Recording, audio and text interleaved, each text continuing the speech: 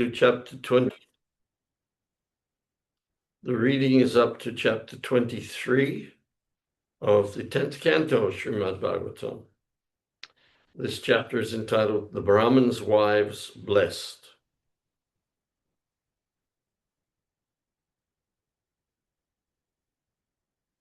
I'll read the summary of the chapter.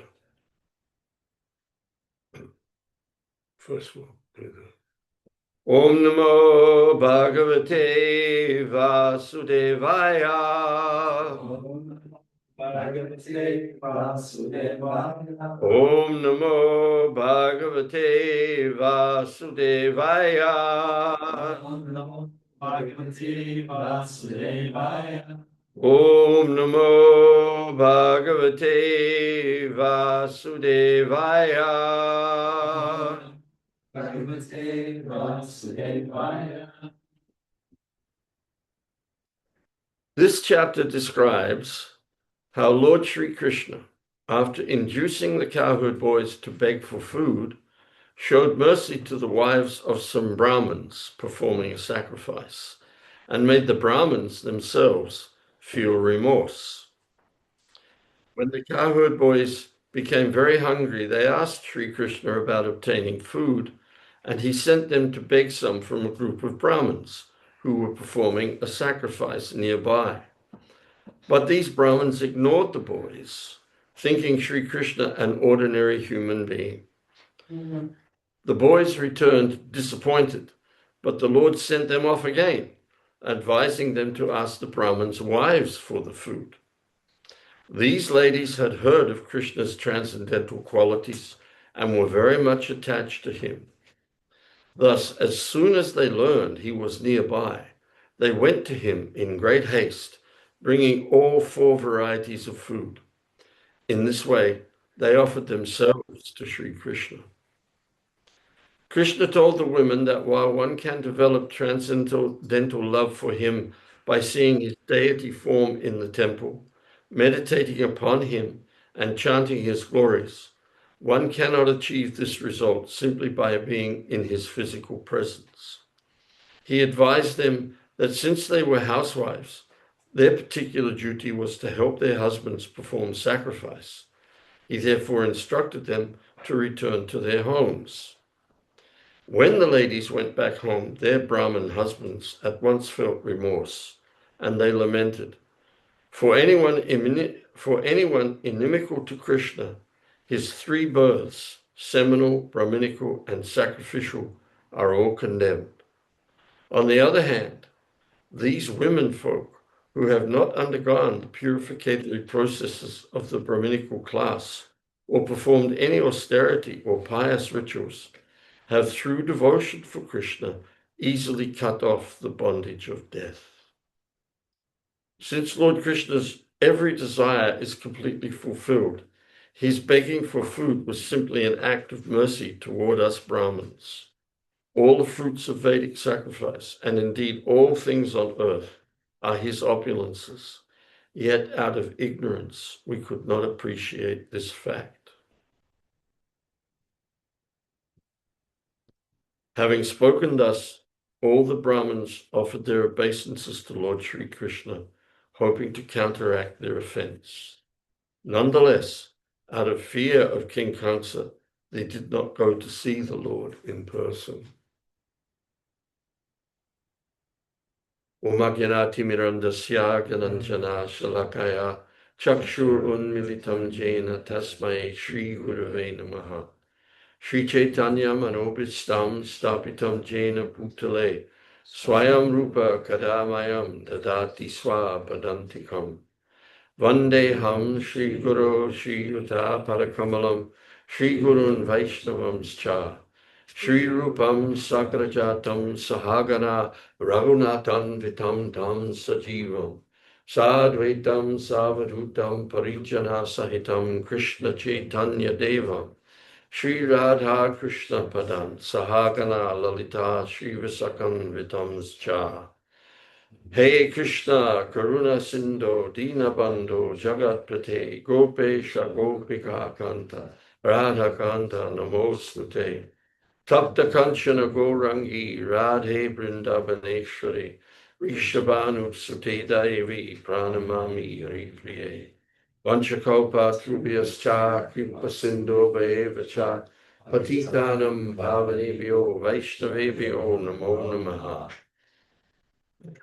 Jai Shri Krishna Chaitanya Prabhu Nityananda Shri Advaita Gadadha Shivasadi Gaura Bhakta Vrinda Hare Krishna Krishna Krishna Hare Hare Hare Rama Rama Rama Hare Hare.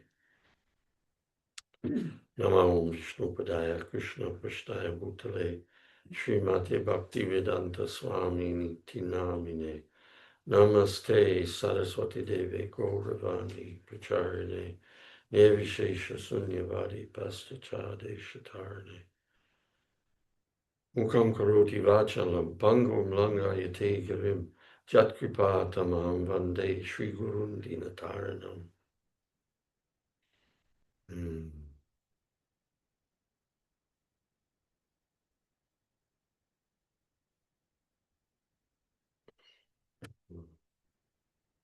When Lord Chaitanya went to Varanasi and he stayed in the house of Chandrasekhar, the Brahmin Tapan Misra came to visit him. And Tapan Misra was, he was very confused, very bewildered about the absolute truth. And Lord Chaitanya said to him, you're reading too many books. You're reading too many books.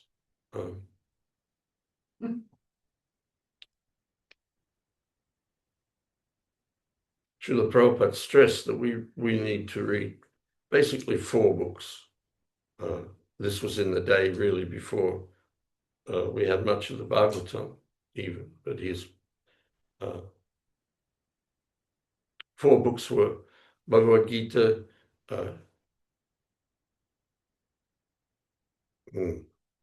Teachings of Lord Chaitanya, Nectar of Devotion, and Krishna book.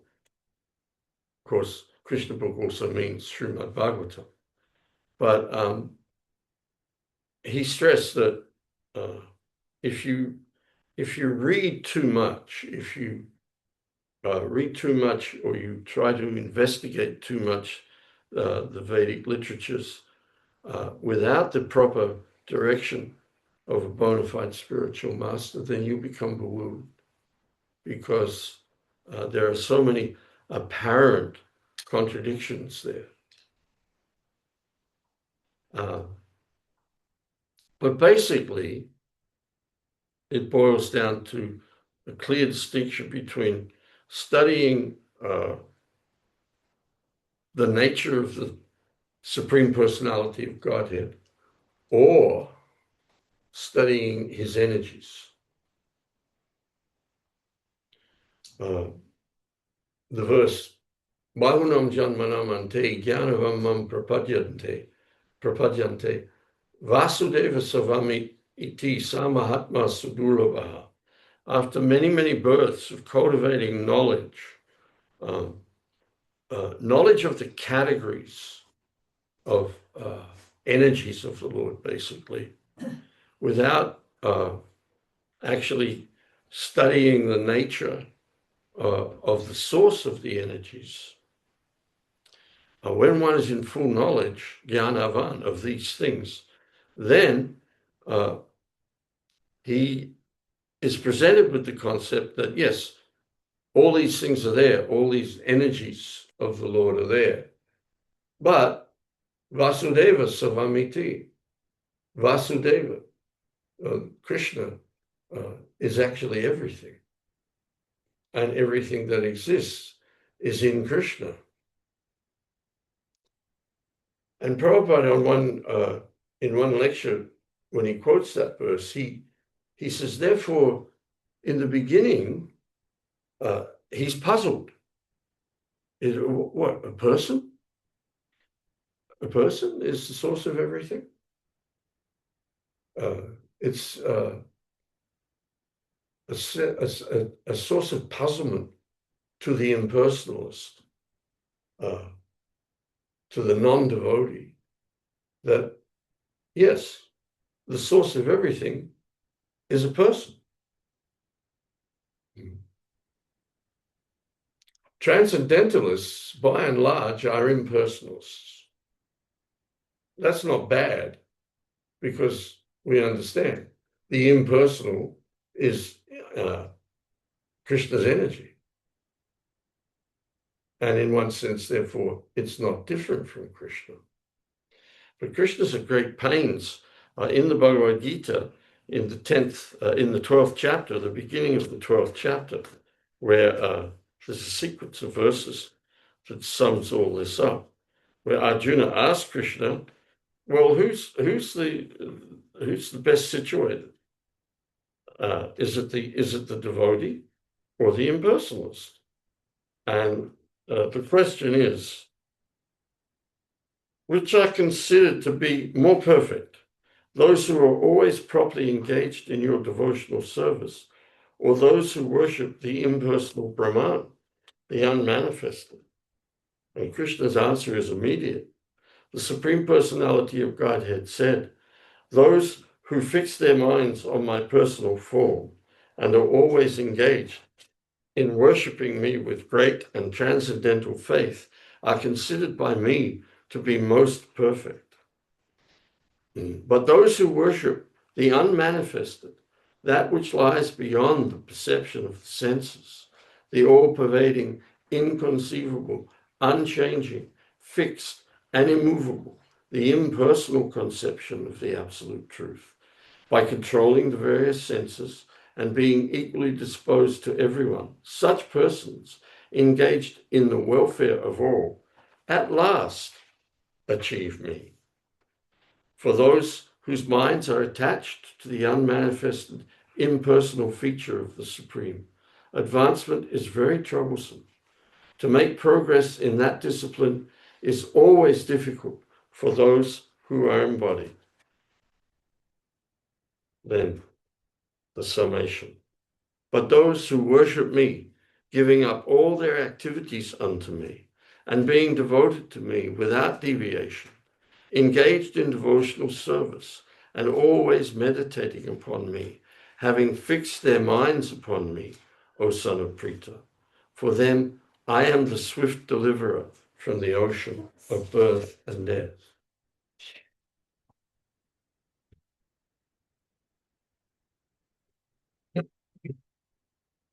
The difficulty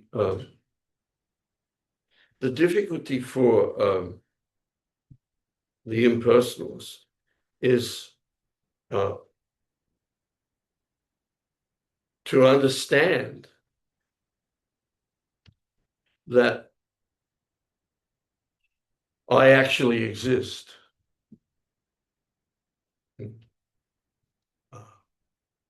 Impersonalism is based upon an incomplete fund of knowledge that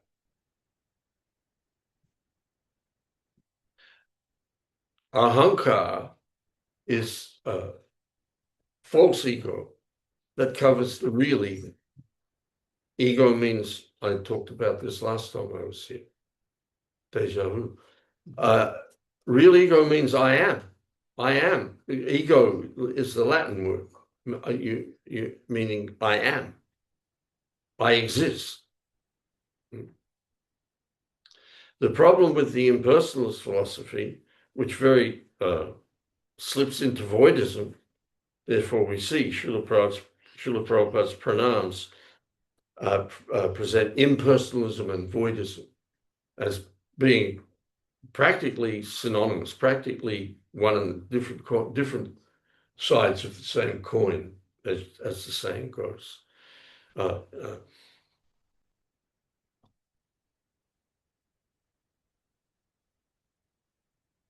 living entity in the material world is covered by the material energy.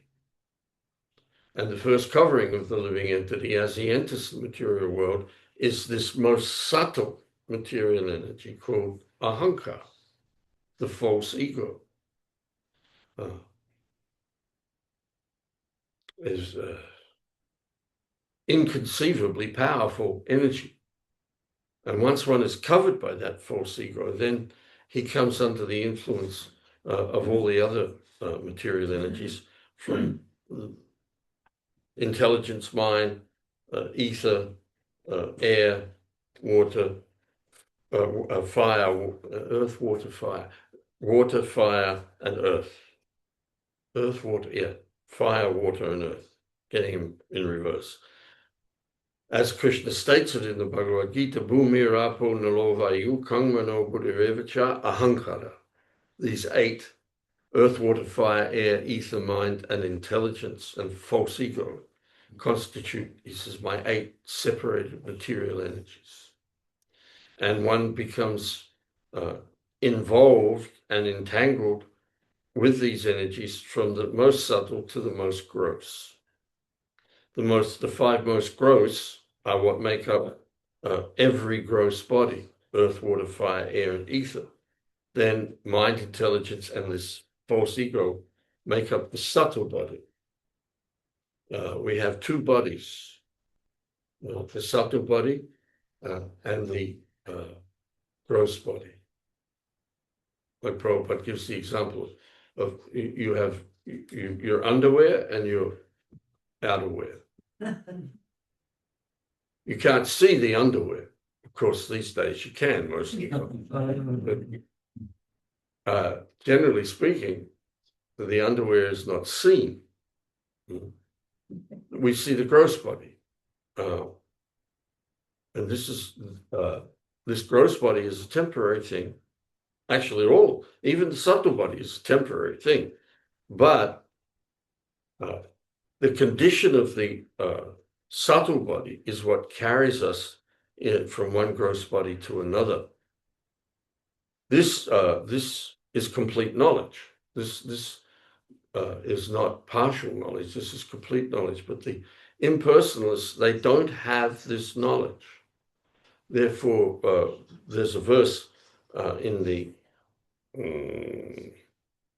2nd chapter of the Krishna book, the prayers by the this is a different volume. It's more than one volume, isn't it? Yenyera vindaksha vimuktamaninas twayasta bhavad avashuddha buddhaya. Avashuddha buddhaya means impure intelligence. Avashuddha buddhaya. Buddha means intelligence. So the impersonalist, vimuktamaninas, he thinks he's become liberated because he's understood something about the impersonal energies of the Lord, the Brahman energy of the Lord. But this is because his intelligence hasn't been fully purified by complete knowledge. Tadatmanas tan buddhayas tan nishtas tatparayanaha gacchantyanadya. What is that verse? Gacchantyanadya.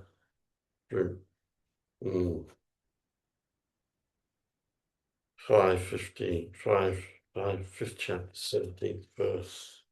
Excuse me.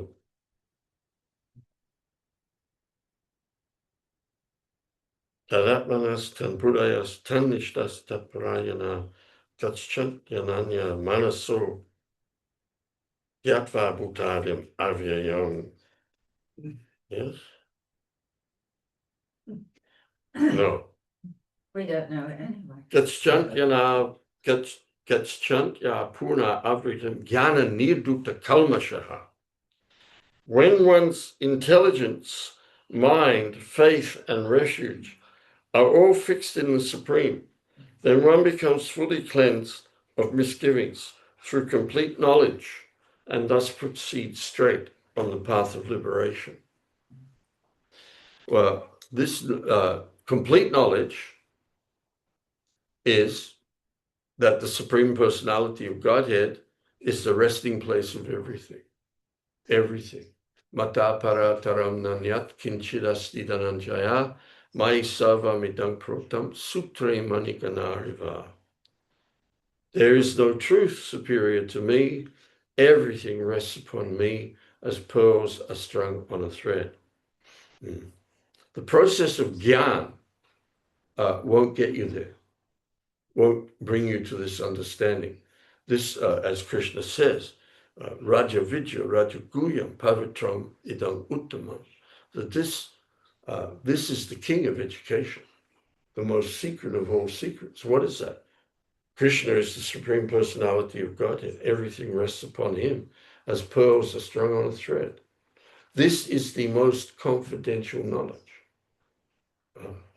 In the realm of all knowledge, and knowledge is unlimited. You can go on cultivating knowledge of things endlessly. And this was Tapan Mishra's problem. He had so much knowledge, but it was not integrated. It was not integrated into an understanding of what is the source of everything. Everything exists, but what is the source of everything? We can become a specialist in so many fields of knowledge. But where does all this come from, and what is the purpose of it all? But that is only understood by the devotees because they are surrendered to the Supreme Lord, who reveals this truth in the Bhagavad Gita. And he says to Arjuna, Itang tu te guyataman prakshami anasuyave. This is the beginning of the 9th chapter. There's some really nice things happening between the 6th, 7th, 8th, 9th, 10th, 11th, and 12th chapters of the Bhagavad Gita. And the 8th chapter goes straight into the 9th chapter without a break from Krishna speaking. This is a very important thing to understand. So he makes this very powerful statement at the beginning of the 9th chapter when he says to Arjuna, Itang tu te guyatamam prakshami anasuyave jnana vijnana sahitam yajgatva mokshase subhat. He says, get the translation right.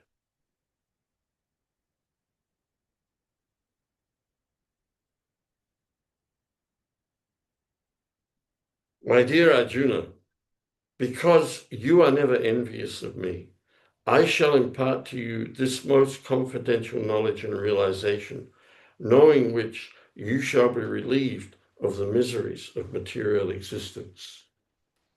What is this? What's he suggested something to Arjuna at the end of the 8th chapter, because there's not a question. The 8th chapter, the chapterization of Bhagavad Gita is there, but in the sequence of the verses, the last verse of the 8th chapter and the first verse of the 9th chapter are Krishna speaking.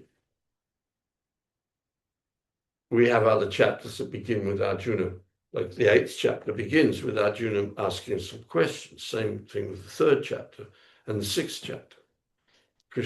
Arjuna asks questions, and we just read there in the 12th chapter. Arjuna asks a question. But between verse 28 of chapter 8 and verse 1 of chapter 9, there's no break. So what does chapter 8, verse 28 say? And this is very important. Vedeshu yagyeshu tapasam chaiva daneshu yat punya palam pradishtam adyeti tat sarvam idang viditva yogi param sthanam upaiti chadyam. A person who accepts the path of devotional service is not bereft of the result derived from studying the Vedas, performing sacrifices, undergoing austerities, giving charity, or pursuing philosophical and fruitive activities. Simply by performing devotional service, he attains all these, and at the end, he reaches the supreme eternal abode. Then Krishna immediately says, my dear Arjuna, because You are never envious of me. I shall impart to you this most confidential knowledge and realization, knowing which you shall be relieved of the miseries of material existence. This most confidential knowledge. This most confidential knowledge is the knowledge of devotional service to the Supreme Lord. Savai pungsam parodamo yato bhakti urdhoksati. Vahoitakiya pratiyata yayatma suprasidati. This is Sutta Goswami's first answer to the 6 questions of the sages at Naimisharanyas. What is the supreme occupation for all humanity? Savai pungsam parodamo, the supreme dharma, the supreme occupational activity, pungsam for everyone, all living entities, not just human beings, every living entity. Savai pungsam parodamo, yato, that is bhakti. Yato bhakti adhoksaji, rendered to the Supreme Lord, who is beyond the realm of sense perception, beyond the realm of our mundane sense perception.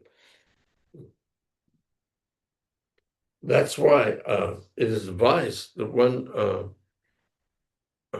engage in the service of the deity, because although Krishna's all pervasive, we can't see him with material eyes. We can only see matter at this time. So the Lord very kindly manifests his form to us in material elements, things that we can see. You okay, so? Yeah. Things that we can see and touch.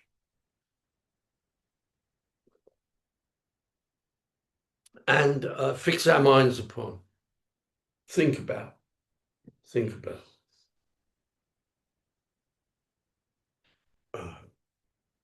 In this way, we can engage in devotional activity, devotional service. So we can go on talking about this in many ways, but in regard to the situation here, we have these Brahmins who are so much absorbed in mundane activities that they, as it says here, they think Krishna is an ordinary human being. But the wives of the Brahmins, they've heard about Krishna, and as it says here, they've heard about his transcendental qualities and were very much attached to him. Hearing about Krishna and seeing Krishna in the deity form and serving Krishna in his deity form creates an attraction for Krishna. Actually, we understand Krishna means all attractive. All attractive. Now, Kamsa was also attracted to Krishna, but he wasn't attracted to Krishna in a positive way. He was attached, always thinking of Krishna. Anukulyena pratikulyena. Anukulyena Krishnanu silanam bhakti ruttama. This verse, what's the first line of that verse?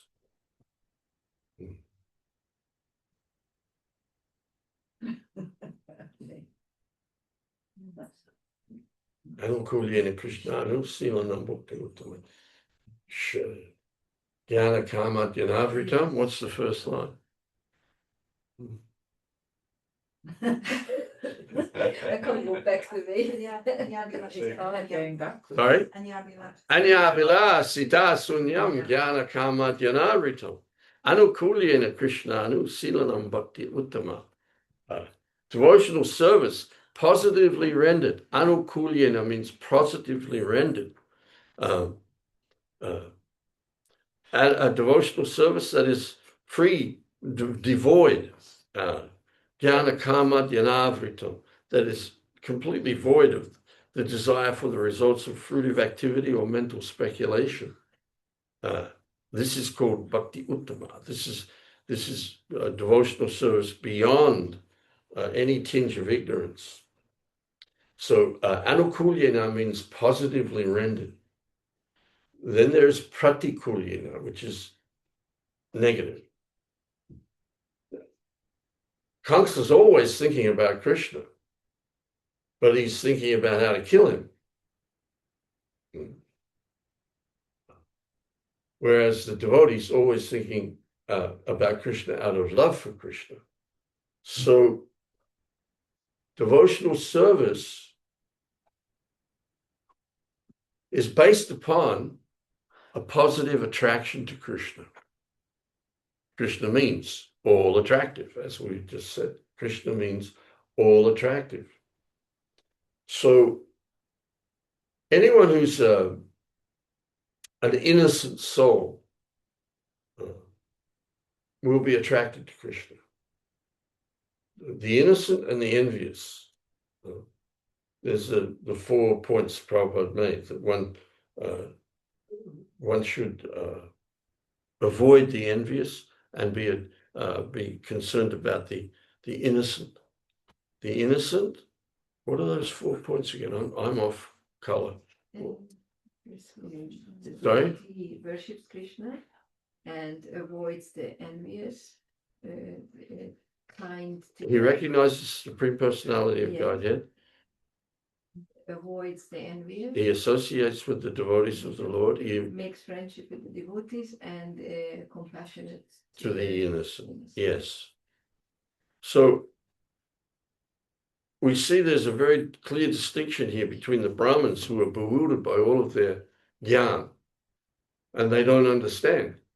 They don't see, oh, here's the Supreme Personality of Godhead. Or even to that level, they don't understand Krishna. The innocent wives of the Brahmins, they're immediately in love with Krishna by hearing about him. Their simple hearts, immediately their loving propensity goes towards Krishna. Rukmini. And Rukmini heard about Krishna. Oh, we were just reading about that beautiful story of how Rukmini sent the letter to Krishna, and how, with 1 day's notice, the day before she's going to be betrothed to Shishupal, she writes a letter to Krishna, and then Krishna just shows up and just kidnaps her, just takes her away. And he does it in such a cavalier fashion.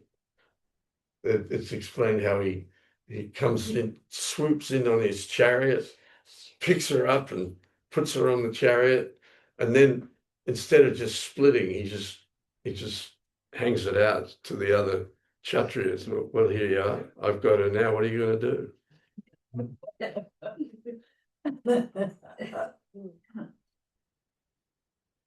And Rukmini is in ecstasy. But she heard about Krishna and she fell in love with it. Just to hear about Krishna. And if you're an innocent soul, it's not difficult to fall in love with Krishna. It's not difficult to just be totally overwhelmed with attraction to this person. And that is because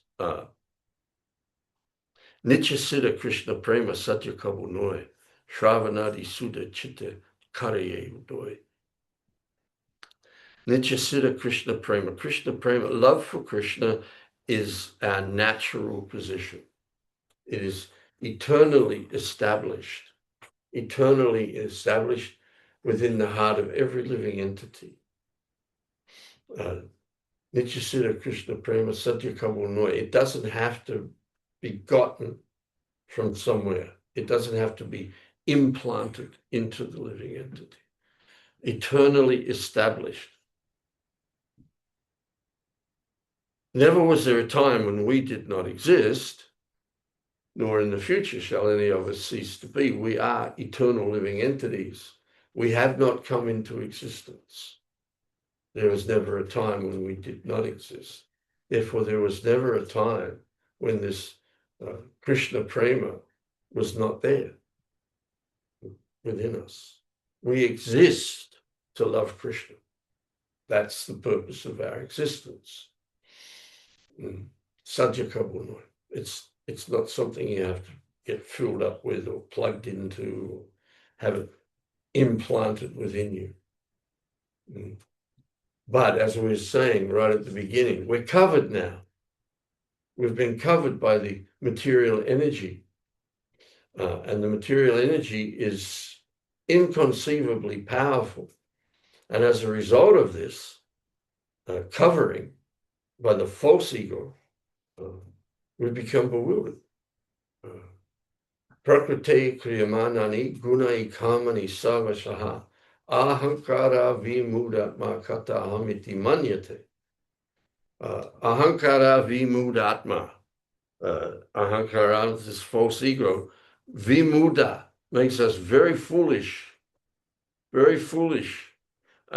because we think we're the doer of activities which are actually being carried out by the three modes of material nature. We are under the influence, completely under the influence of three modes of material nature. And in this bewildered state, we are totally forgetful of our actual nature. We are totally forgetful of Krishna. That is a prerequisite condition to enter the material world, to forget Krishna. But Krishna intervenes. Krishna intervenes. Krishna's not, Prabhupada says Krishna is very kind. He'll give you anything you want, but he's not satisfied by the fact that we are bewildered by his material energy. He wants us to come out from under that. So this process of hearing about Krishna is made available to us in the material world. Hearing about, remembering, glorifying, and worshipping in the purport to 1.2.14, Prabhupada explains, well, that's the verse. Hearing about, remembering, glorifying, and worshipping the Lord are the activities of the devotees, who is the protector of the devotees. That therefore, all of the Varnashram business is there to satisfy the Lord. Therefore, one should be engaged in this hearing process without interruption. What's the matter? It's all right, don't worry. And in the purport, Prabhupada explains that these four activities of hearing, hearing about something, anything, remembering it, glorifying it, and worshipping it, these are standard activities in human society. He said, actually, nobody can live without these things. I talked about this before, I think. But like actually, I got a call from somebody in Australia the other day, and the first thing they said, "Oh, did you hear about? There's a devotee went missing there, just vanished." And I hadn't heard, I didn't know about it. But the first thing my friend said is, "Did you hear about Radhika Prasad? He's disappeared." And then we were talking, and that led into a whole discussion. So hearing is essential for life. So therefore, in this verse, Nityasiddha Krishna Prema Satya Kapulnoy, this love for Krishna is eternally established within us, but it's covered. We are separated from it, and therefore we're actually separated from ourselves. We're living in separation from our real self. We're living within our false self. Therefore, the second half of the verse is very important. That Shravanadi Sudha Chitte Karaye Udoy. That Shravanadi, hearing from authoritative sources about this subject, the subject of the absolute truth, the complete knowledge of the absolute truth. Sudha Chitta, it purifies the subtle body, purifies the consciousness, because the consciousness is pervaded now by what's in the mind. And what's in the mind is all there as a result of us hearing mundane subject matter, hearing about it, remembering it, glorifying and worshiping mundane things, material things. So the consciousness pervades the mind, and so therefore the consciousness has become contaminated by what is in the mind. And what is in the mind is there as a result of what we've heard, not just in this lifetime, but what we've been hearing since time immemorial due to our association with this material energy.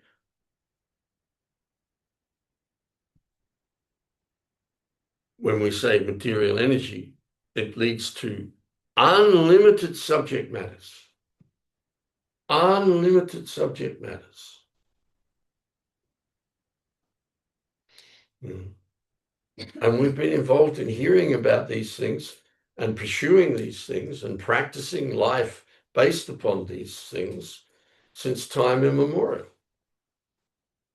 Pursuing material desires. Pursuing material desires. But Shravanadi Sudachita Karayeyodoi, there is an awakening.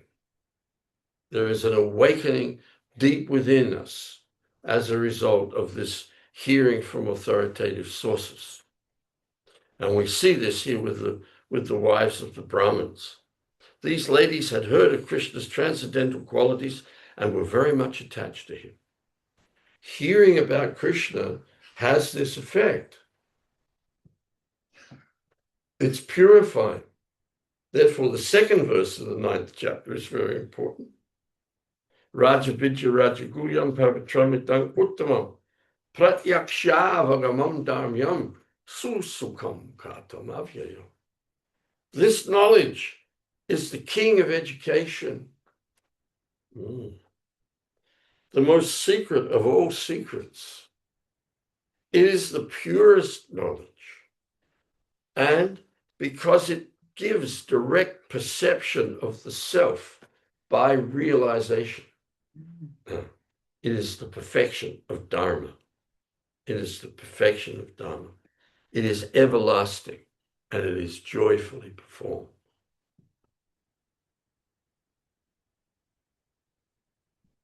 Prabhupada had to make the compromise. I said Dharma because that's Dharmyam. It's there in the verse. Prabhupada had to make the compromise and use religion. And he explains that, why, in the beginning, in the introduction to Bhagavad Gita. But Dharma means that which holds us. That which holds us. So the perfection of Dharma, and that Dharma is the Dharma of Bhakti Yoga, brings us back by by realization, brings us back to an understanding of what we are.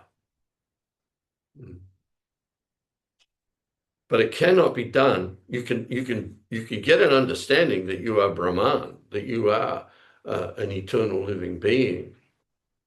But until and unless you get knowledge of your relationship with the Supreme Personality of Godhead and the process of devotional service, then your knowledge is incomplete, and you cannot experience the full reality of your existence. Lord Brahma describes Krishna as Satchitananda Vigraha, the form of eternity, knowledge, and bliss. And in 15.7 of the Bhagavad Gita, Krishna describes Mamai Vangsa Jiva Loke Jiva Bhuta Sanatana. Angsa means part of, limb, like the limb. Your arm is a part of you. And it has no function separated from you. So that's Mama Ivangsa. Eva means certainly, definitely, without doubt. Me, Mama of me. Mama Ivangsa, Jiva Loke, all these jivas, all everywhere. Jiva Bhuta Sanatana, they are my eternal parts and parcels. They are part and parcel of me. We are non-different from Krishna. We are not separate from Krishna. We are only separated from Krishna by this illusion of false ego. And Krishna says, my separated material energies.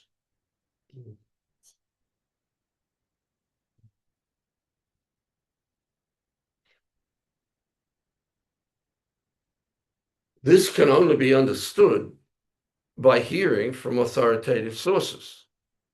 And those authoritative sources are not easily discoverable, because this is the most confidential knowledge. This is not just open university stuff. And Krishna says, Naham prakasha savasya yoga maya samavrita mudo yam navijanati loko yam ajamabhyaya. These are very important verses. Because here it says they thought he was ordinary human being. And in the 7th chapter of the Bhagavad Gita, Krishna talks about this, where he says, Avajananti mamuda manushantanam ashritam dhanam bhavam ajananto mamavyayam anuttamam naham prakasha savasya yogamaya samavrita mudo yam nabijanati loko yam ajamavyayam. Unintelligent men who do not know me perfectly think that I, the Supreme Personality of Godhead, Krishna, was impersonal before and have now assumed this personality. Due to their small knowledge, they do not know my higher nature, which is imperishable and supreme. I never manifested to the foolish and unintelligent. For them, I am covered by my internal potency, and therefore they do not know that I am unborn and infallible.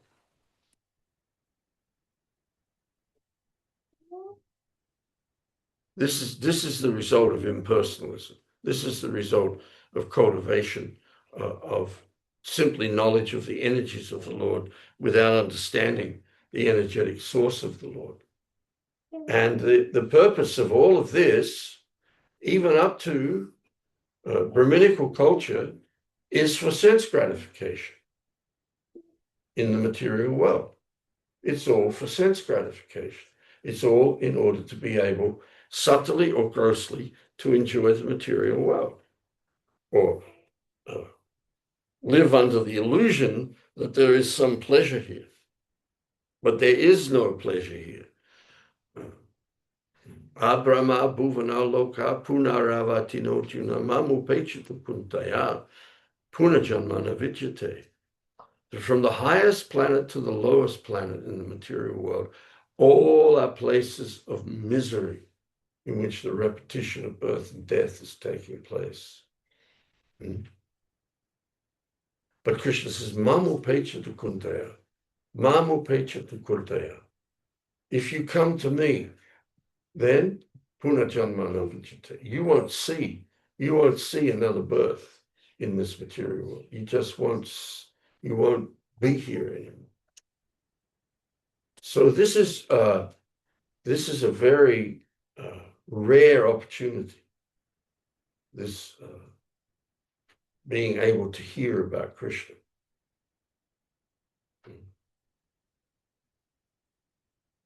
No, we should not take it for granted.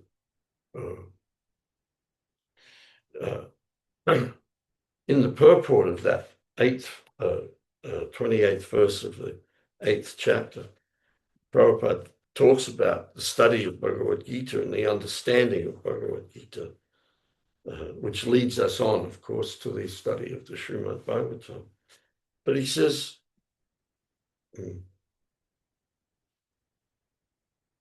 one who has a little faith in Bhagavad Gita should learn Bhagavad Gita from a devotee, because in the beginning of the 4th chapter, it is stated clearly that Bhagavad Gita can be understood only by devotees.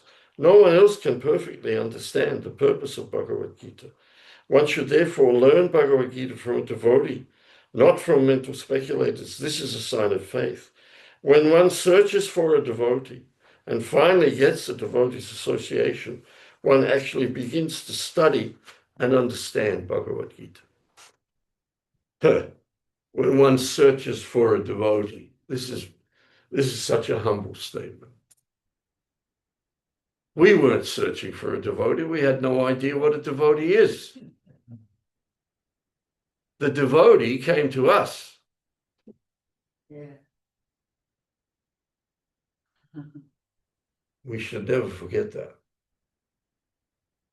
Never forget that. And therefore never forget the importance of Srila Prabhupada. I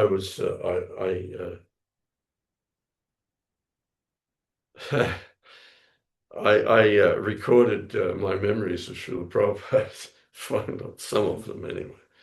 Finally, Siddhanta Prabhu got in touch with me, and so I did it. But at the end of it, he asked me a question. He said, what would you consider Srila Prabhupada's greatest quality? And I, without hesitation, said that so far as I'm concerned, Srila Prabhupada's greatest quality was his humility. Because if you remember, there's a story that B.B. Govinda Maharaj tells about how he was talking to Ananda Krishna, a disciple of Srila Bhaktisiddhanta, Srila Prabhupada's godbrother. And he said to B.B. Govinda Maharaj that there is no greater acharya than your Srila Prabhupada. And B.B. Govinda Maharaj was really surprised by that because he's a disciple of Srila Bhaktisiddhanta. But he was glorifying Srila Prabhupada as the greatest acharya. He said, because nobody has done what he did. That he went and he spread the holy name to every corner of the planet.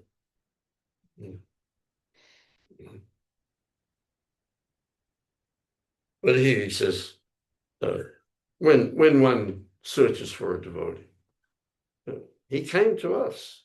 He came to us and he simply presented himself always as the humble servant, the menial servant of his spiritual master. And when people would say, Srila Prabhupada, you've done this, you've done that, he said, I'm just a puppet. I'm just a puppet.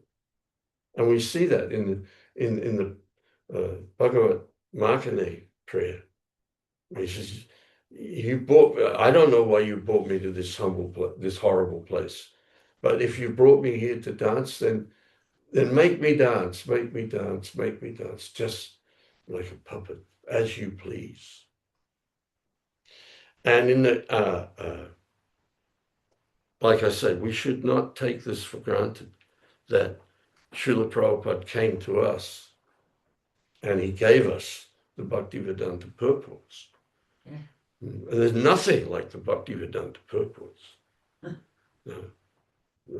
People move on, read too many books, and miss very simple things. Then they get into all kinds of, have we ever been with Krishna? We're eternally conditioned souls. We're just tatastha. We've never been with Krishna. And then you pick up Bhagavad Gita and you start reading, and we go into the second chapter of Bhagavad Gita, and in the 16th verse, in the purport of the 16th verse, you get a statement like this.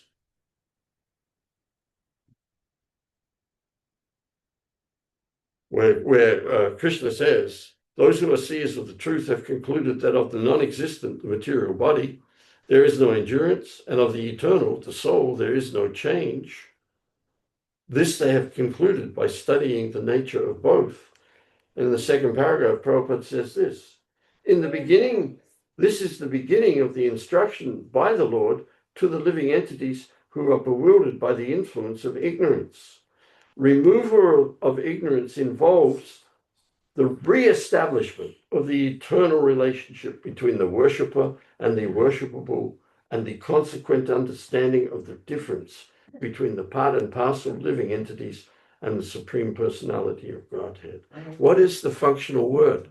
Re-establishment. How can you re-establish something that has never been established? And here we have Lord Chaitanya saying to Sanatana Goswami, Nitya Siddha Krishna Prema Sadhya Kabulnoy, that this love for Krishna is eternally established within the living entity. It was never not there, and it can never not be there. It cannot be, not only can it not be put there, or not, it can't be taken from there.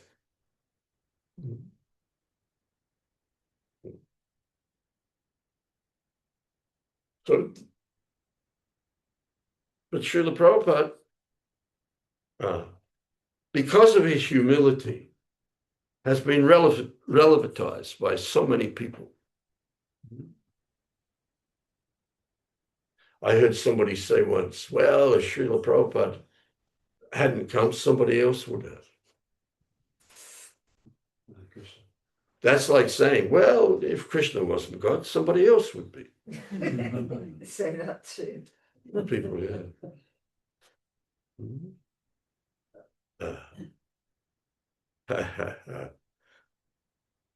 Atmanivedana Swami, I was having a conversation with him about this once, and he said something that just stunned me. He said, the lion makes the kill, and then the jackals come to feed on the carcass. If not for you, George Harrison recorded that song as a glorification of Prabhupada. If not for you, if not for Srila Prabhupada, no one else would have come. No one else. They were all old, decrepit men, just like Prabhupada. None of them could get off their backsides and do what he did.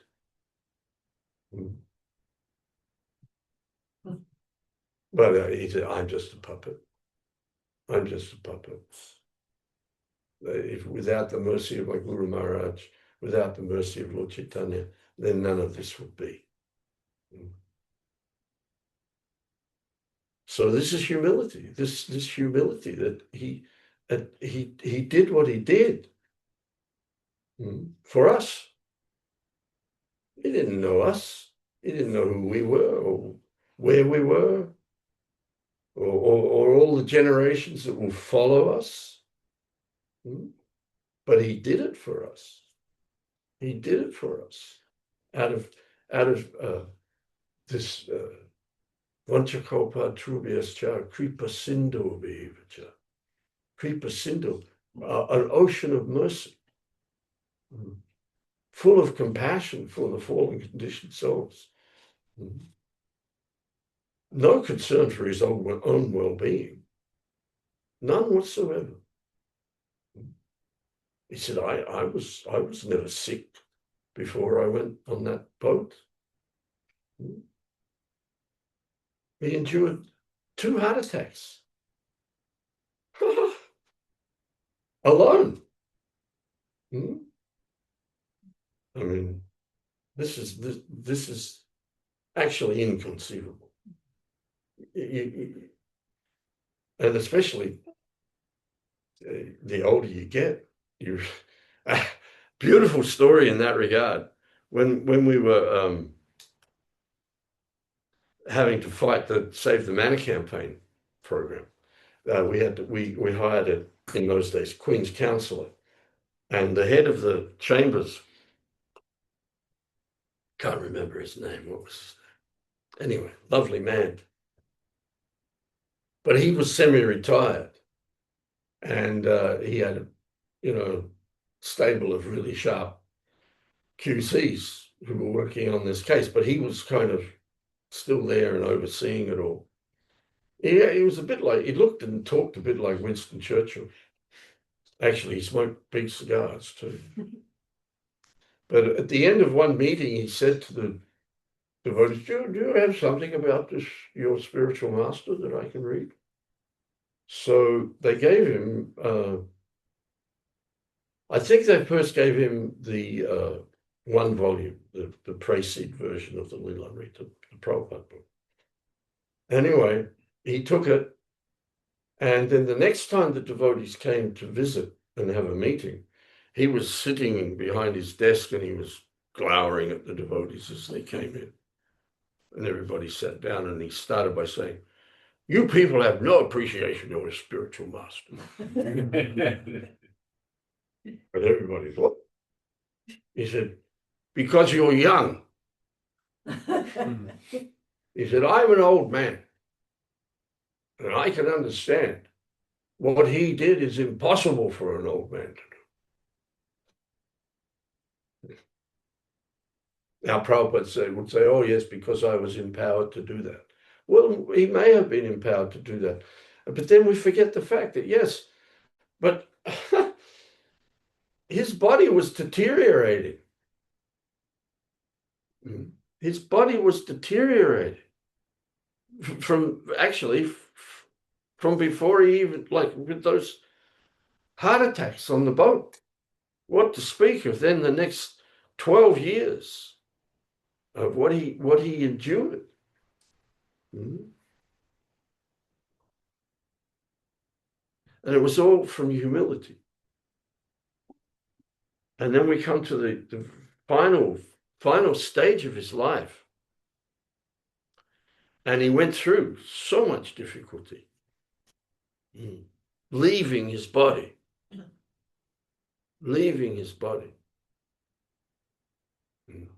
And then we have idiots say, "Oh, yes, but he was poisoned by his disciples." So stupid. Number one, do you think Srila Prabhupada, that Krishna would allow that? And number two, what a lesson he gave us. That you just simply have to lie down and die. There's nothing you can do about that. And he showed us how to do that. Hearing Srimad Bhagavatam. Hearing the holy name of the Lord with total focus.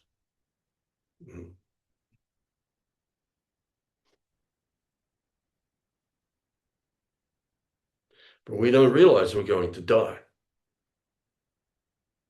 We don't realize it. I mean, I've got God brothers, God sisters dying left, right, and center now. But I think I won't. Or I never think that, I'm going to die. I'm going to have to leave this body. We were just saying here on the way how fortunate we are to know this. How fortunate we are to know this. Because if you're simply living as if you're this body, then you're bewildered by the changes. You're bewildered by these changes because I think this is me and I think I'll live forever. And why? I never thought this had happened to me. But it's happening. And it happens to every single one of us. So Srila Prabhupada very humbly went through all of this in public, surrounded by all his disciples, not all his disciples, but so many disciples. He was going through the gradual demise of the material body. So much so that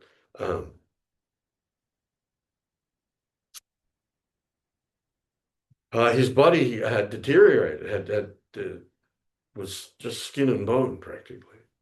And and he took no painkiller. And they say that if you're in that physical condition where all your nerves are just exposed and every movement is just nerves on bones, and it's excruciatingly painful.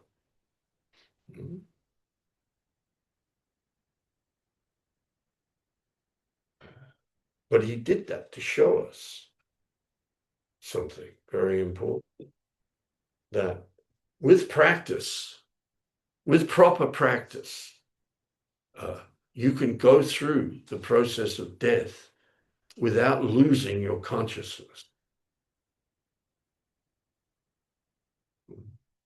And through the practice of hearing and chanting and glorifying and worshiping the Lord, then you can be totally fixed on Krishna at the time of death. And that's what all this is about. We've all got the same appointment to keep, whether we're a Brahmin, whether we're whatever we are, whatever our position is, our designated situation in the material world is, we've all got the same appointment to keep. And Krishna makes it very clear. Whatever you think of at the time of death, that state you will attain without doubt. And we have the knowledge to understand that there is something beyond birth and death. What a fabulous title for a book. Beyond birth and death. So everybody's trying to dream up titles for their books. Beyond birth and death. Wow. What's in this? What's this about?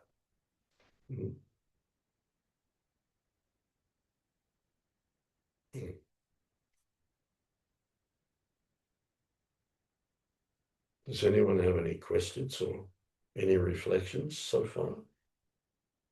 Yes, we're not choosing. I was just wondering, with regard to cancer, Sorry? with regard to cancer, he attains liberation and goes to the Brahmajyoti, I believe. Where does he go from there? Because I understand that you can't stay in the Brahmajyoti. I don't know. Okay. I don't know. Cancer, no, I'm only joking. You learn later in the Bhagavatam about the story of Jai and Madai, Jai and Vijay, the gatekeepers of Vaikuntha. They, the four Kumaras showed up and they wouldn't let them in, and for that offense they had the choice of taking birth 7 times as devotees or 3 times as demons before they could come back to their original position. They chose 3 lives as demons. They didn't want to be bothered being devotees 7 times in the material, or just get in there, get it done and get out. So 3 lives of demons. So eventually Jai and Vijay were reinstated in their original position. That's all a part of the Leela of the Lord. The reason I was saying, I don't know, is because the destination of anyone who merges into the Brahmajyoti is unknown. And eventually you actually have to come back down to the material world. Because entering into the Brahmajyoti, again, big discussion. But the full manifestation of knowledge is Satchit Ananda. Merging into the Brahmajyoti, it gives Sat and Chit, eternity and knowledge, but not complete knowledge. Complete knowledge is when you meet the Supreme Personality of Godhead. And you cannot be satisfied until you're again engaged in your constitutional activity of uninterrupted, unmotivated devotional service to the Lord. And until and unless you get to that position, you're going to have to do something. And simply just vibrating in the Brahmajyoti is not enough. So you come back down to the material world. because you don't have knowledge of anywhere else to go. Which brings me back to my point. This is the rarest knowledge. So, which brings me back to Srila Prabhupada, is that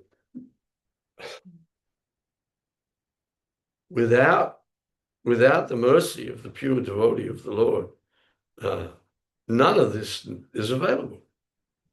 None of it is available. And no matter how you search for it, it's not revealed. It's not revealed. So ultimately, therefore, everything is dependent upon the mercy of the pure devotee of the Lord, or the mercy of the Supreme Lord. Yasya prasada Bhagavat prasado yasya prasada nagati kato. That by the mercy of Krishna, one gets Guru. By the mercy of Guru, one gets Krishna. So ultimately, we're beneficiaries of the inconceivable, causeless mercy of the Lord. There is no ladder of knowledge that you can climb that will bring you to, yes, the Supreme Personality of Godhead is Krishna, and he has all these pastimes. And how do you know that? How are you going to come to that conclusion? Unless it is revealed to you. Naham prakasha savasya yoga maya samavrita mudo yam. We're the fools under the influence of the modes, not just under the influence of the modes of material nature, but Krishna is also covered by yoga maya.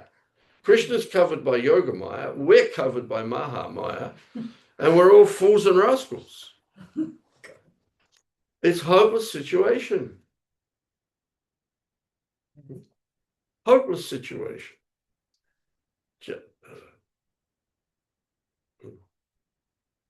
Mama, what is the verse? Yes. That verse was saying this morning, Prabhupada wrote for Srila Bhaktisiddhanta, had you not come, then who had told the message of Krishna, forceful and bold? Had you not come. Hare Krishna. We're a bit early this morning. Well, we're finishing in 15 minutes. There's probably a lot more questions and realizations. So there is a hand up from, has anybody got anything more in the temple room before we go over to Zoom?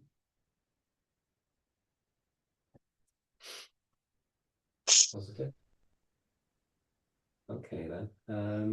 Julian, did you have something to ask? Who? Julian? Yeah, hi, Hare Krishna. I'm so grateful. I'm sorry I don't know your proper name, but thank you. I'm very grateful to have some more needed refreshed clarification on everything. And I just want, not that everybody else isn't making it clear and reading and chanting hasn't had its own benefits, but I'm kind of very new and really, and well, not, but so thank you very much for coming. Hare Krishna. Hare Krishna. Who was that? Jillian. Jillian. Thank you, Jillian. And we've got a hand up from Hannah. Hey, Hare Krishna. Hare Krishna. Yeah, thank you very much for the class, Prabhu. It was really nice. I just wanted to understand how you would explain the difference between the mind and the brain, especially to someone who doesn't know or understand the concept of what's gross and what's subtle. Well, the brain is gross and the mind is subtle. You see, this is the problem for us in this regard is we've been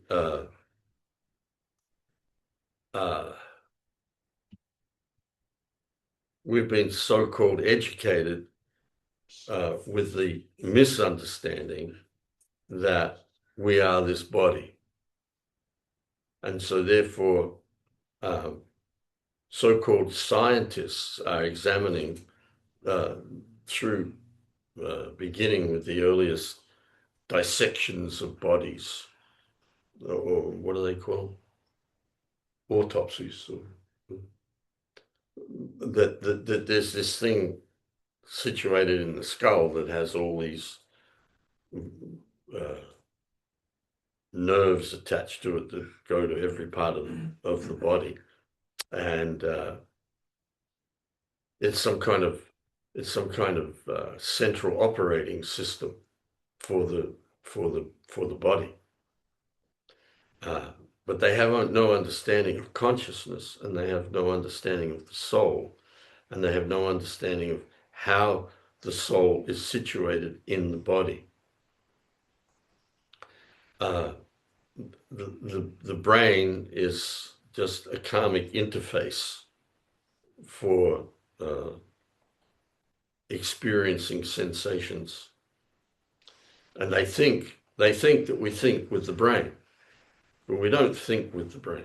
The brain responds to our thinking, but the thinking is going on in the mind. The mind is a subtle element, a subtle entity that, well, you can't see the mind. You can't see the intelligence. You can't see the false ego. These things are not visible to us under any measurable, mundane measurable device, measuring device. You can measure the elements that make up the gross body, but you can't measure the mind. You can't measure the intelligence. Well, I think they can in terms of a certain framework of questioning in regard to material things, but that's just a way of measuring something or that you can't literally see or touch or smell, which is the mind and the intelligence and the false ego. This is a subtle body, and the subtle body carries the soul. So but now they think, well, consciousness itself is a material element. It arises, it's just like, well, it doesn't arise, it's just there like water and earth, and then there's consciousness. And consciousness gets incorporated into the body, and out of that we have the sense that I exist. But then when all of that is finished through the process of death and dying, then that consciousness, just like all the other elements, dissipates into the universe. But somehow or another, they think that the consciousness is a manifestation through the brain. This is all just speculation without an understanding of the actual situation. Bhagavad Gita makes it very clear, Krishna makes it very clear that there are gross elements and there are subtle material elements, all of which cover the soul. So at the beginning, I was talking about that, of how the impersonalist, and that's what all Western empirical science is impersonal. It's studying energies, gross and subtle energies, but it's not actually understanding the makeup of it all from a spiritual point of view. But Krishna makes it very clear that the soul becomes covered by the most subtle energy, the false ego. Then with that comes an intelligence and a mind. And that itself is a subtle body. You can't see it, but it's there. We see it by its effects. Just like Prabhupada says, you can't see the wind, but you know the wind is there because it moves things. Things that you can see get moved by something you can't see. So ultimately, without the presence of the soul, mind, intelligence, and false ego also don't function. So we need to be educated in this knowledge. Now, like we say, oh, in education now, we get this concept about the mind and the brain being one thing. But that's not actual education, that's speculation. Of course, which authority are you going to accept ultimately?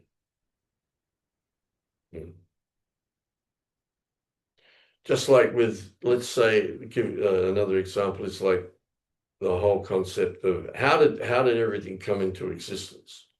So they'll say that there was a chunk of matter, and it exploded. Or even they go even to more stupid concepts, so that they'll say scientists believe that under certain circumstances something can come from nothing. But anyway, we'll stick with the chunk theory, that there was this chunk of matter and it exploded. So then we'll say, well, where did the chunk come from? And they say, well, we don't know. But then they'll turn around and say, and we'll say, well, actually, God created everything. And they'll turn around and say to us, well, where did God come from? And we say, well, we don't know. So somebody's got to make a choice here. Ultimately, it gets to a point where you don't know something. So then we have scripture. We have what is called Shastra. And the most important Shastra is the Bhagavad Gita, because here we have the Supreme Personality of Godhead explaining what the situation is. That, first of all, we are eternal living beings, and right now we're embodied in material bodies. And those bodies are made up of these 8 elements. And actually, there's 2 bodies. There's the subtle body and the gross body.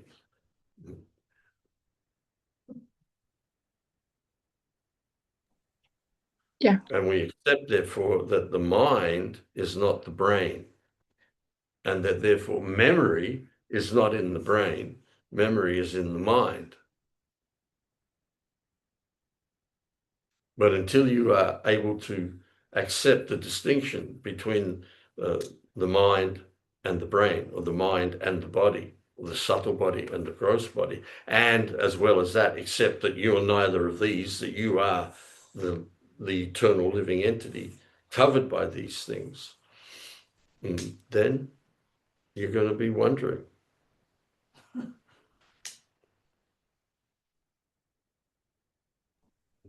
Yes, thank you very much. Thank you.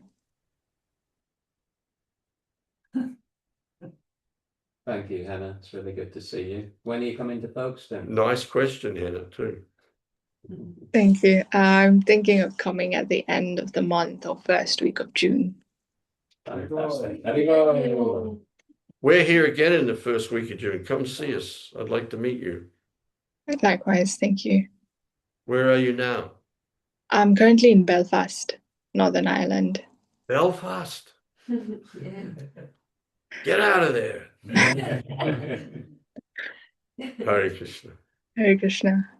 Hare Krishna. Who's David? Don't know, not somebody who was zoomed in before. David? But we've got a question from Oh, we've got another question from Jennifer Jennifer. first, if we can go to Jennifer. Hare Krishna, Bhagavat Ashraya Prabhu. It's lovely to see you again and hear you. I was just thinking. Well, I'd like to see you too. Let's see you. Oh, I don't know if that's a very good idea at the moment. Oh, okay. Carry on. I was just thinking, I do have a question, but I was just thinking as you were speaking about how the mind and ego can't be seen, but it's there. That also our feelings, we can't see our feelings. No one can see feelings or pain, physical pain or mental or emotional pain, but it's very tangible and real, excuse me, to the sufferer. But there is evidence of it in people's countenance, in their expression and in the ravages of the body when it's physical pain. But I think the question I wanted to ask you, I kept changing it a bit, but it's something that I'm always very interested in, and that is, during my life, I've read various different theories of the process of dying. One that sticks in my mind, which is rather scary, is the Tibetan Book of the Dead one, where everything dissolves one element into another, getting finer and finer and finer, until you, well, I suppose if you're a realized soul, you might manage to stay with the finest part of the consciousness. That's the theory. I suppose I just feel bewildered about the process of death. And as you said, I feel like you know, it's not going to happen to me, but, you know, I know it will, and I ponder on it every day. Hare Krishna. Well, just on that point about not seeing things, but they eventually begin to become manifest in the body. I was thinking of there's a poem by William Blake called London. And the first verse says, "As I wander through each charted street, near where the charted Thames doth flow, I mark in every face I meet marks of weakness, marks of woe." So that's that. So far as death goes, the most important thing for us to grasp, first of all, is that we're not going to die. Birth and death are processes that take place in regard to the gross body. And that's inevitable. We're going to lose this body. We're going to die. That process is already underway. For one who's been born, death is certain. So once we've come through the death portal, then we're going to have to go out through come through the birth portal. We have to go out the death portal. But that is all to do with the gross body. Therefore, we need to educate ourselves to understand this, and not just that I am not this gross body, but I'm also not this subtle body. And therefore, all of these pains and all of these pleasures related to the body and the mind actually have nothing to do with me. But because I am misidentifying myself as these things, then I think, well, it's happening to me. But it's not happening to me. Therefore, Prabhupada stresses this point of education. We must be educated. Our problem, due to our wayward nature of becoming too much attached to sense gratification and material opulence and being bewildered by these things, then as a result of that, we are bewildered. As I just said, we're bewildered. And we think that we are these bodies, and we think that we are these minds, but it's all an illusion. And our difficulty is we haven't been educated.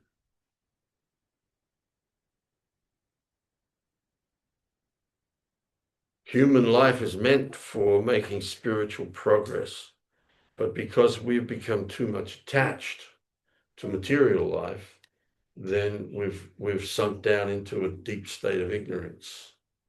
And coming up out of that state of ignorance is quite challenging at times because we are so attached to matter, and therefore the idea that there is a transcendental body that never perishes, that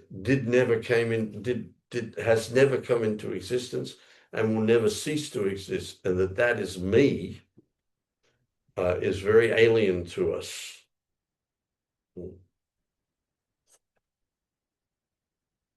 but we have to persevere. We have to persevere, and that means hearing these things over and over again. Repetition is so important. People criticize, oh, you're just chanting over and over again. But life is full of repetition. And in order to learn something, you have to repeat it. Anything. The trouble is, we learn all kinds of stuff that you don't even have to think about anymore. What's 6 times 12? 72. You don't think about it. It's just there because you repeated it so many times.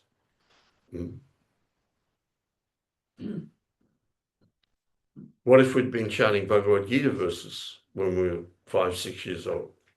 They're there. They'd be there. And then so that's how Vedic culture works, how the education system works. First of all, you learn by rote, and when you got all that inside you, then it gets explained to you, and you get taught how to apply it in your life. Well, we've missed out on all of that. But again, by the causeless mercy of the Lord, we now have the opportunity to practice. And the practice is very powerful. Simply practice hearing these sounds. Hare Krishna, Hare Krishna, Krishna Krishna, Hare Hare, Hare Ram, Hare Ram, Ram Ram, Hare Hare. Just like sound has all kinds of effects on you, mundane sounds has all kinds of effect on you. This sound also has a very powerful effect on you.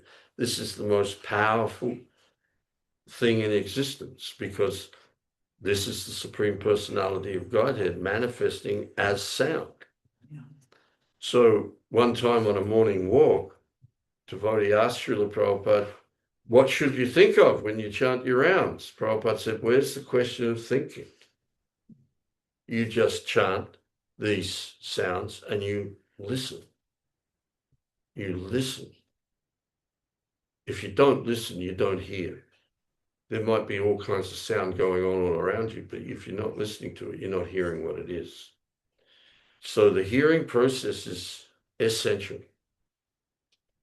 And even though we're in a state where our minds are very disturbed by so many things, if we can just hear this sound, then everything will be rectified. Go on hearing this sound. And gradually, everything comes into focus. So that at the time of death, we're not disturbed. We're thinking of Krishna. We're hearing Krishna's name. And Krishna says, I'm the swift deliverer from the ocean of birth and death. That's his promise. Actually, we could just end with that quickly. What Prabhupada says in that purport. Beautiful.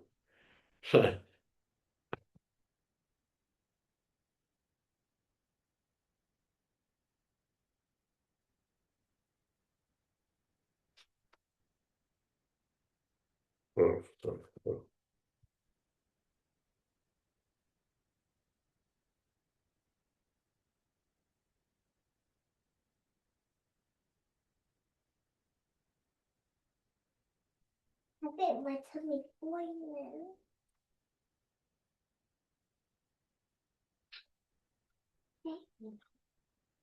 As stated before, the Supreme Lord can be appreciated only by devotional service. Therefore, one should be fully devoted. One should fix his mind fully on Krishna in order to achieve him. One should work only for Krishna. It does not matter in what kind of work one engages, but that work should be done only for Krishna.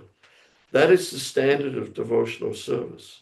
The devotee does not desire any achievement other than pleasing the Supreme Personality of Godhead.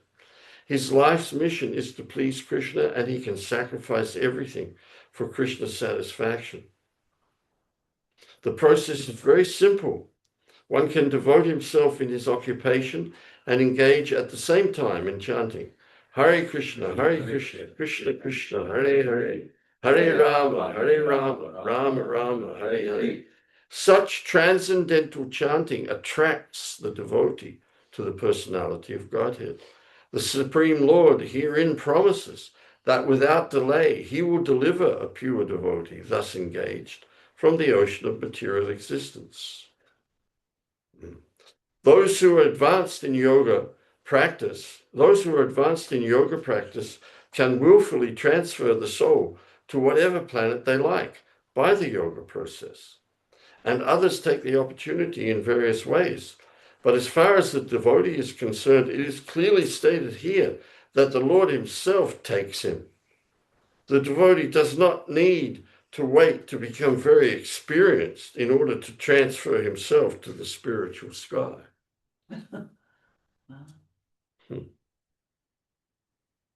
The responsibility is taken by the Supreme Lord himself.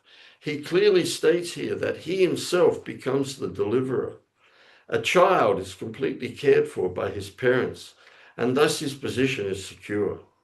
Similarly, a devotee does not need to endeavor to transfer himself by yoga practice to other planets.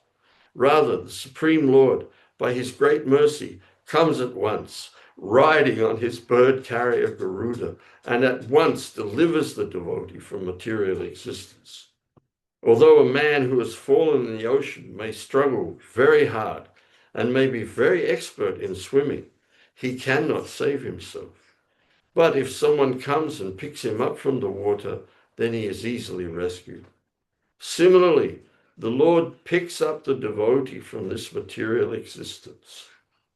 One simply has to practice the easy process of Krishna consciousness and fully engage oneself in devotional service. Any intelligent person should always prefer the process of devotional service to all other paths. Hare Krishna. Okay, so I don't know if David would like to introduce himself. We don't think we know who David is, but if he's a little bit shy and he's just happy listening, that's fine also. And we've also had Mother Vrinda with us from Scotland. David, Hare Krishna. Where are you, David? Hello, Hare Krishna. I'm in Folkestone, actually. Where? Folkestone. Folkestone. Yeah. I just went to the Atma Lounge the other day. So I was just talking to the lady who works there, just saying, is there any talks going on? And she said about the Zoom meetings. So I thought I'd just drop in, just have a listen, really. I've got loads of questions, but it's just great to listen, to be honest, because you're kind of answering loads of things that I've been thinking about recently. Funny enough. Yes. Come and see us. We have a program at 4:00 tomorrow afternoon.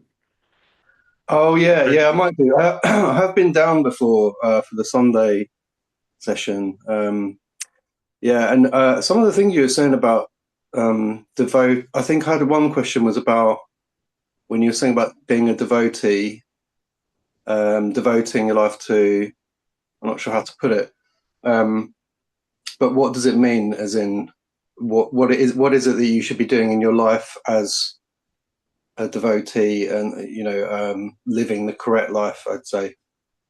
Well, first of all, you take up this chanting as a practice, and you come and associate with the devotees, and you ask your questions, and one thing leads to another. Little drops of water wear away the stone. But it begins with taking up the chanting of Hare Krishna and listening to that sound vibration. I practice transcendental meditation, and I think I'm experiencing what you're talking about, as in, I think when you mentioned this idea of Krishna as a god picking you up out of the sea, I think you were saying, and there being a place where there is no there's no story, there's no beginning and end, but a place where there seems to be a feeling of just complete renewal and potential. And the idea of is that what you kind of mean by kind of bringing that, trying to be with that consciousness, bringing it into this consciousness? I mean, your everyday life, I'd say, with the universal consciousness or Krishna consciousness. Well, what you're talking about is the very beginning. It's like there's light before the sun rises. Yeah. Yes, but the sun will rise. So this, what you're experiencing, is the very beginnings of realization of a relationship with Krishna. Ultimately, Krishna, we have to be educated to understand that we are eternally persons. This personality is not something we assume. Personality is eternal. And Krishna is also an eternal person. The difference between us and Krishna is that Krishna is the supreme being, the source of everything, and that we all have an eternal personal relationship with Krishna. And that relationship is predicated on knowledge and blissful exchange of loving transactions with Krishna. It's personal. What comes first? Oh, sorry, Karen. What comes first is the rays of the sun, but without the sun, there's no rays. So what you're experiencing through transcendental meditation is the beginning of contact with Krishna through his effulgence. But he's a person and you're a person. And you need, if you were satisfied, you wouldn't be here asking these questions. And I don't mean that in a condescending way, but the point I'm getting at is that there's not complete satisfaction of the self until we're in relationship. We're looking for relationship. It's personal. The difficulty for us all in the material world is that relationships are usually painful, and we want to get beyond that. So the idea of there being some situation where there's simply bliss is one thing, but that's not the complete picture. Yeah. Well, yeah, I'm learning for sure this morning. So I'm appreciating your talk. They're not my thoughts. This is knowledge. And you're attracted. You have to accept that. And don't be afraid of that you're attracted to Krishna, that you're attracted to the devotees. You're inquisitive. That's a good thing. You're a good person and you're inquisitive. Inquisitive means I'm not satisfied with what I've got and what I know. There's got to be more. So Krishna, Krishna is omniscient. One of the qualities of the Supreme Being is that he knows everyone and he knows everything. So he's aware of your desire for more knowledge and more understanding. So he's brought you in contact with this. So my advice to you is give it a thorough investigation and give it a thorough practice, and you'll be very satisfied. Thank you. You're welcome. I'd like to meet you. I'm here for a few days. Maybe you come see us. Yeah, if I might be able to come on tomorrow. If I just have to see. I might have my parents coming down, so I don't know. What do you got on Monday? Yeah, maybe Monday. Yeah. Well, Monday, I'm making appointments for people who want to talk to me. Yeah. Ask me some questions. So you can drop in the shop today and make an appointment for Monday if you like.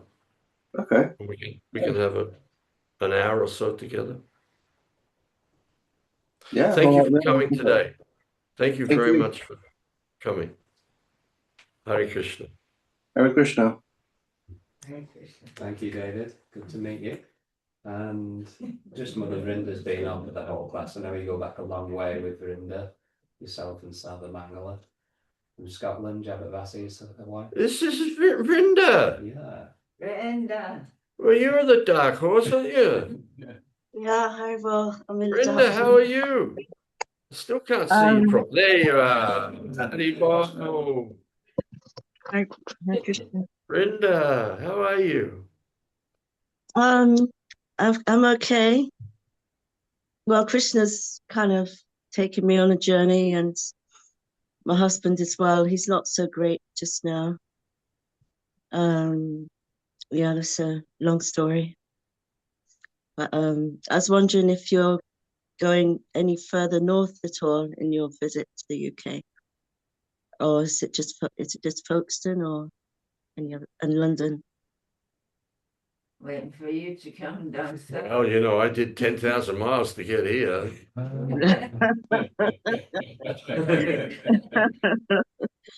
Yeah, yeah.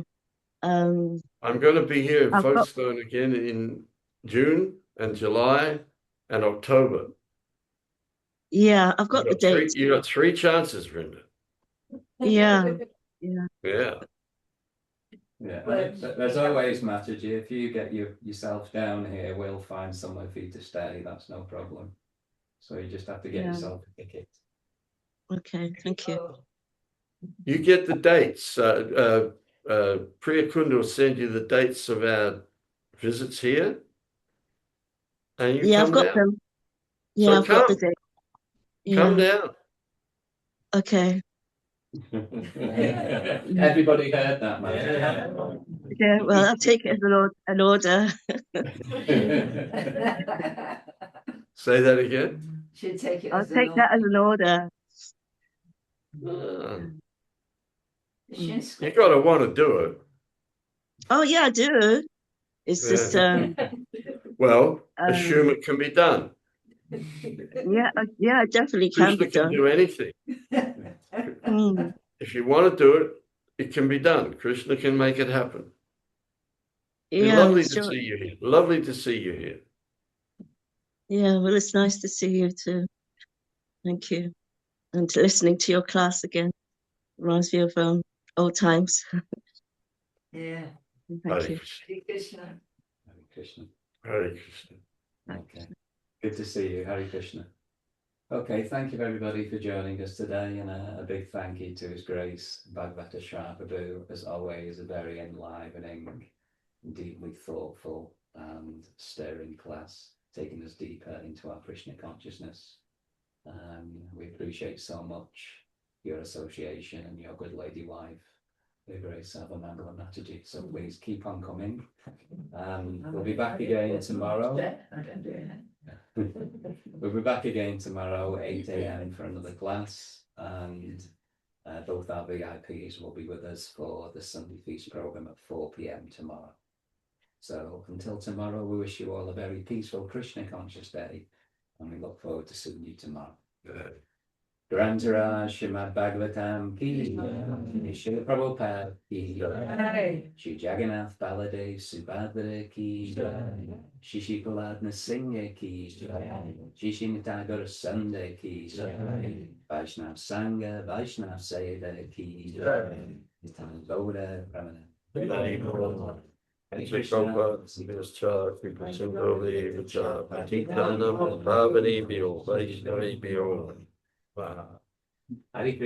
see you tomorrow. Hare